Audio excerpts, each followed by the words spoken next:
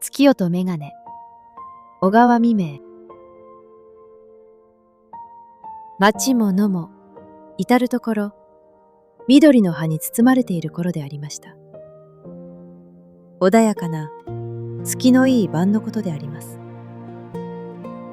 静かな町の外れに、おばあさんは住んでいましたが、おばあさんはただ一人、窓の下に座って、針仕事をしていました。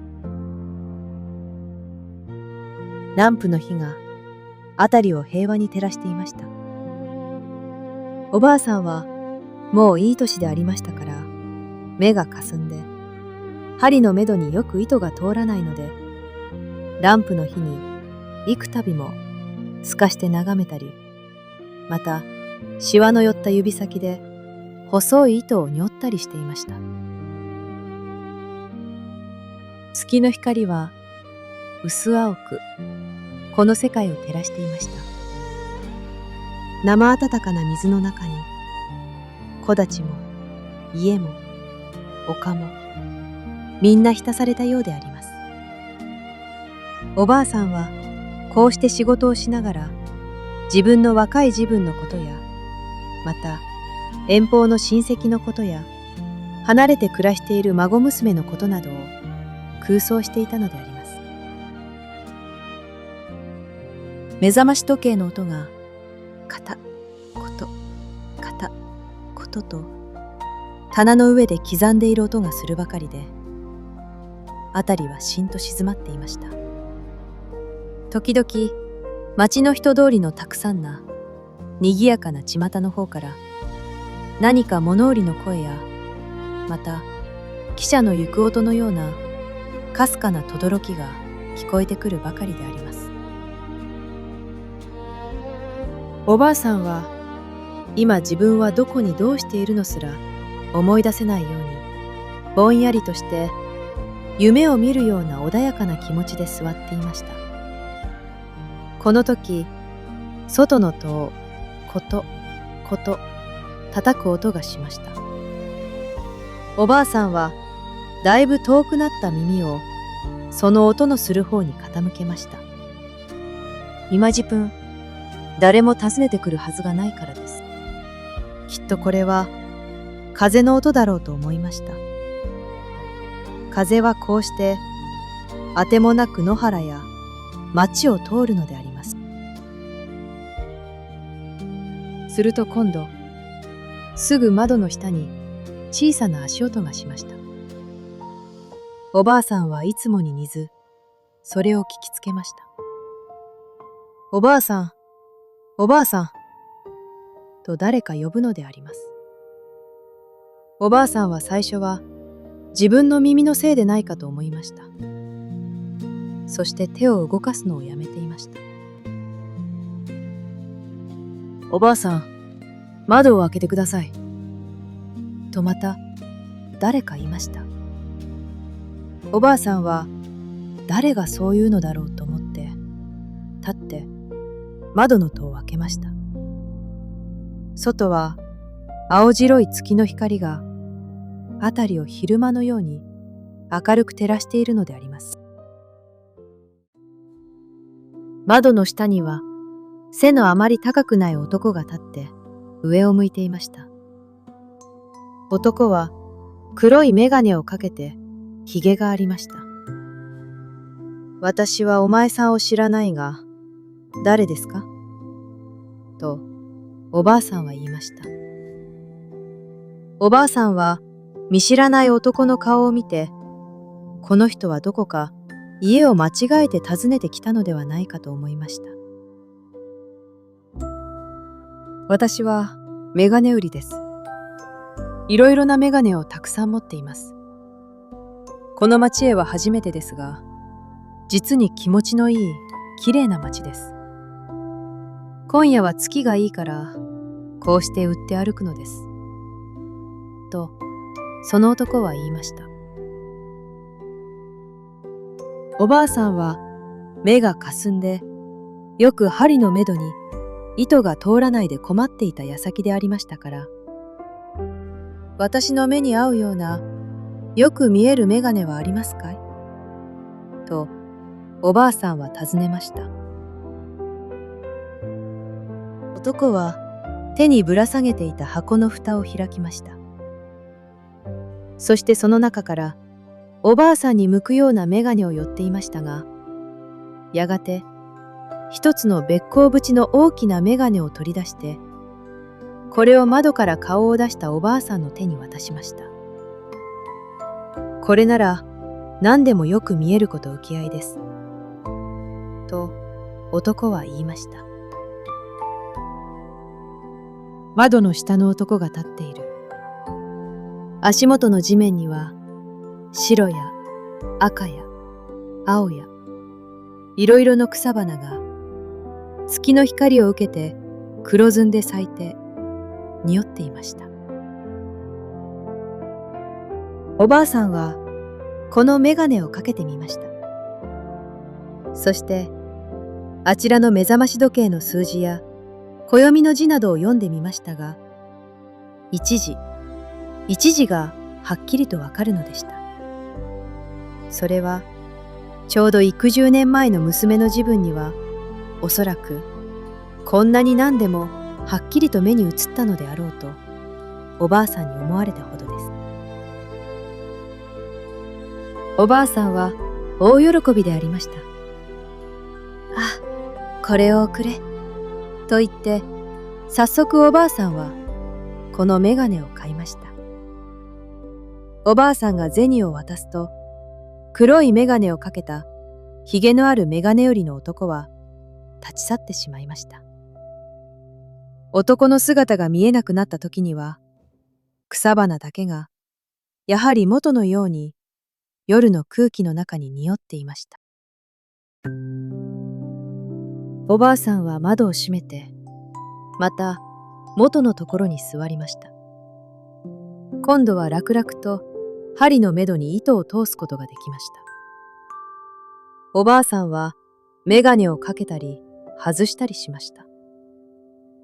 ちょうど子供のように珍しくていろいろにしてみたかったのと、もう一つは普段駆けつけないのに急に眼鏡をかけて様子が変わったからでありました。おばあさんはかけていた眼鏡をまた外しました。それを棚の上の目覚まし時計のそばに乗せて、もう時刻もだいぶ遅いから休もうと仕事を片付けにかかりました。この時、また外の戸をトントンと叩くものがありました。おばあさんは耳を傾けました。なんという不思議な晩だろう。また誰か来たようだ。もうこんなに遅いのに。とおばあさんは言って時計を見ますと、外は月の光に明るいけれど、時刻はもうだいぶ更けていました。おばあさんは立ち上がって入り口の方に行きました。小さな手で叩くと見えて、トントンという可愛らしい音がしていたのであります。こんなに遅くなってから。と、おばあさんは口の内で言いながら戸を開けてみました。するとそこには12、3の美しい女の子が目を潤ませて立っていました。どこの子か知らないが、どうしてこんなに遅く訪ねてきましたと、おばあさんはいぶかしがりながら問いました。私は町の香水製造場に雇われています。毎日毎日、白バラの花から取った香水を瓶に詰めています。そして夜、遅く家に帰ります。今夜も働いて、一人ぶらぶら、月がいいので歩いてきますと、石につまずいて、指をこんなに傷つけてしまいました。私は、痛くて我慢ができないのです。血が出て止まりません。もどの家もみんな眠ってしまいました。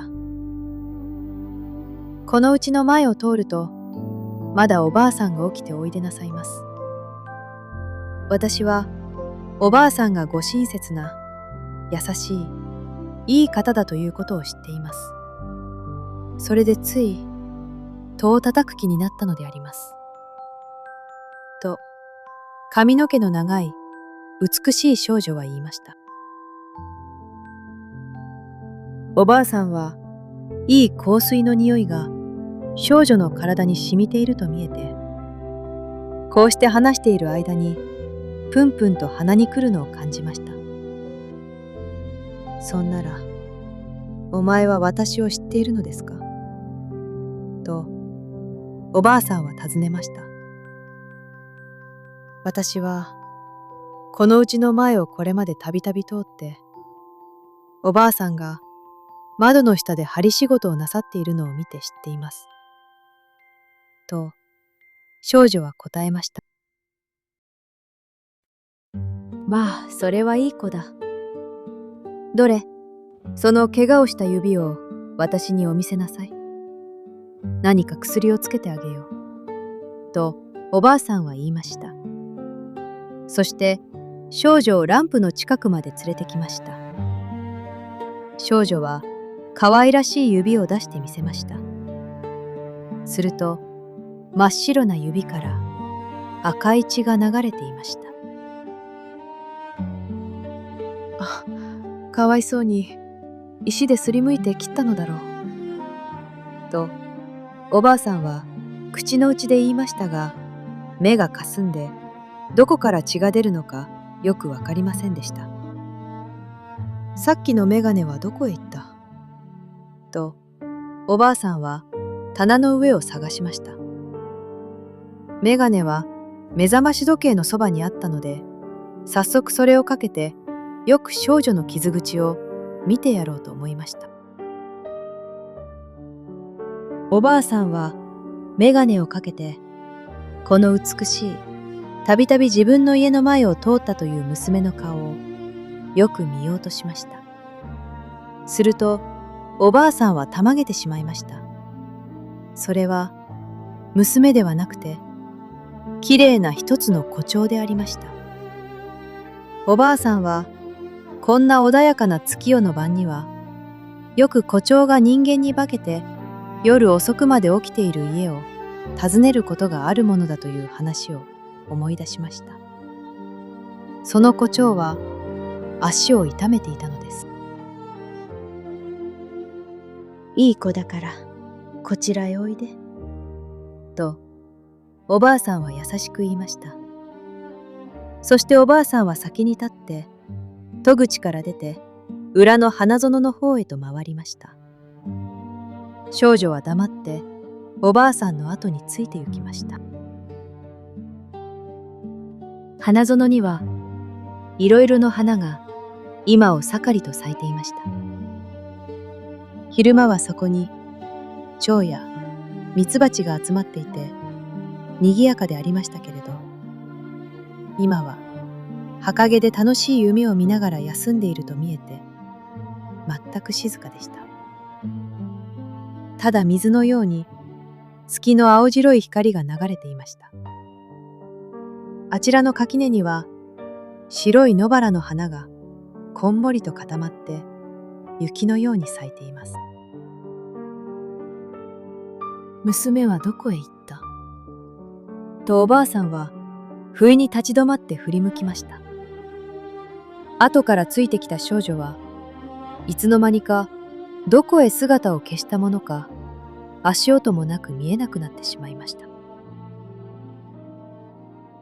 みんなおやすみ。どれ私も寝よう。とおばあさんは言って家の中へ入って行きました。本当にいい月夜でした。